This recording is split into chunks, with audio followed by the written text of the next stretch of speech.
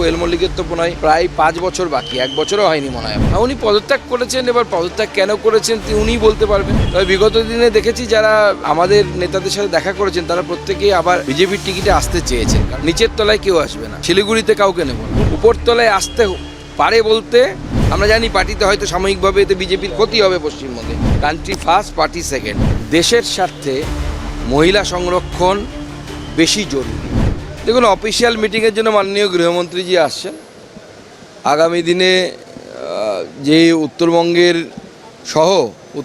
সহ যে গোটা পশ্চিমবঙ্গের যে সীমান্ত, সেই সীমান্ত তো একসময় বেড়া দেওয়া যাচ্ছিল না, যেহেতু রাজ্য সরকারের তরফ থেকে কোনো রকম সহযোগিতা ছিল না। নতুন সরকার মাননীয় শুভেন্দুবাবুর নেতৃত্বে গঠিত হওয়ার পর যত তাড়াতাড়ি সম্ভব জমি হস্তান্তরণ করে দিয়েছে বিএসএফকে। মাননীয় গৃহমন্ত্রীজি বাকি তো ওনার অফিসিয়াল মিটিং উনিই বলতে পারবেন ওই বিষয়ে। তো প্রথমবার হাইড্রোজেন চালিত ট্রেন আমরা ব্যবহার করছি। মাননীয় প্রধানমন্ত্রীর নেতৃত্বে, মাননীয় রেলমন্ত্রী অশ্বিনী বৈষ্ণবজির নেতৃত্বে ভারতবর্ষের রেলে অনেক কিছু পরিবর্তন হয়েছে। আজকে প্রায় 90-এর বেশি অমৃত ভারত স্টেশন গোটা ভারতবর্ষ জুড়ে তার উদ্বোধন হচ্ছে এবং এনএফআরের অনেকগুলো হচ্ছে, তার মধ্যে পশ্চিমবঙ্গের 25টা মতো হচ্ছে। এই পশ্চিমবঙ্গেই শুধু অমৃত ভারত স্টেশন 100-র বেশি, NFR, eastern railway, south eastern মিলে 100-র বেশি অমৃত ভারত স্টেশন দেয়া আছে। কিছু তার আজকে উদ্বোধন হচ্ছে 25টা মতো, বাকিগুলো আগামী দিনে হবে। ইস্টার্ন রেলওয়ের কিছু আছে। এই পরিমাণ রেলের ইনফ্রাস্ট্রাকচারে এর আগে কোনো সরকার এত টাকা খরচ করেনি। তারই একটি উদাহরণ হচ্ছে হাইড্রোজেন চালিত ইঞ্জিন। এই ইঞ্জিন পলিউশন হয় না, কারণ হাইড্রোজেন যখন আমরা পোড়াই বা জ্বালাই, কম্বাসন করি যাকে বিজ্ঞানের ভাষাতে, তার যে বাই প্রোডাক্ট তৈরি হয় সেটা হচ্ছে H2O বা জল। অন্য ক্ষেত্রে পেট্রোলিয়ামের ক্ষেত্রে কার্বন ডাইঅক্সাইড, কার্বন মনোক্সাইড, বিভিন্ন ধরনের গ্যাস উৎপন্ন হয়, যে গ্যাসগুলো অত্যন্ত ক্ষতিকারক এবং পরিবেশ বান্ধব নয়।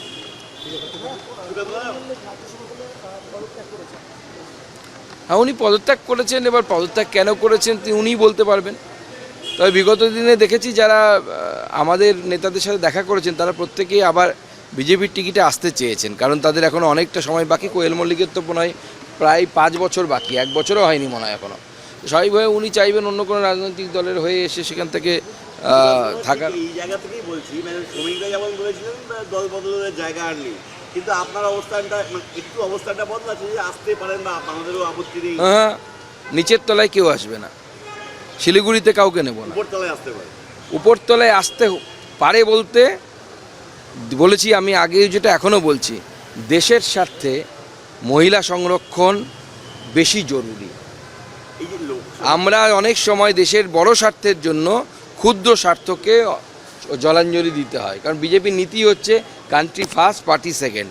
আমরা জানি পার্টিতে হয়তো সাময়িকভাবে এতে বিজেপির ক্ষতি হবে পশ্চিমবঙ্গে, কিছু মানুষ বিক্ষুব্ধ হবে, কিন্তু দেশ আগে, তারপরে পার্টি। এই যে লোকসভায় এনসিপিআই, রাজ্যসভায় যারা তৃণমূলের সাংসদ ছিলেন বিজেপিতে যাচ্ছে না, আর এ রাজ্যে ঋতব্রত তৃণমূল, এটা কি ওয়ান দেশ ওয়ান নেশন ওয়ান ভোট এই লক্ষ্যেই মানে জলমাপাটা বা জমিটা তৈরি করার জায়গাটা প্রস্তুত করছে বিজেপি? দেখুন, আমরা এনসিপিআই কে যাবে না যাবে তাদের ব্যাপার, আমরা যারা বিজেপিতে এসছে তাদেরকে নিয়ে বলতে পারবো। বাকি কে চটিচাটা তৃণমূল আর কে বালিশ চাটা তৃণমূল, সে নিয়ে আমাদের কোনো ব্যাপার নেই। বিক্ষোভ যে কেউ করতে পারে, বিক্ষোভ করুক, অসুবিধা কী আছে? বিক্ষোভ কিন্তু দুর্ভাগ্যজনক ঘটনা, জীবনহানি তো অত্যন্ত কষ্টের, কিন্তু বাচ্চাদের জীবনহানি মানে এ তো বিরাট ব্যাপার। কেন হলো, কি হলো, তা তদন্ত দরকার, রেলও তদন্ত করবে আশা করি।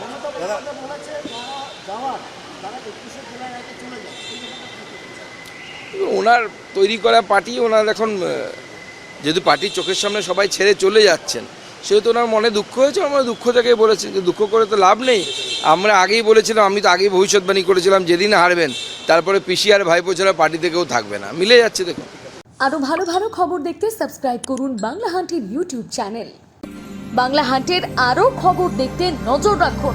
বাংলা খবর মানেই বাংলা হান্ট।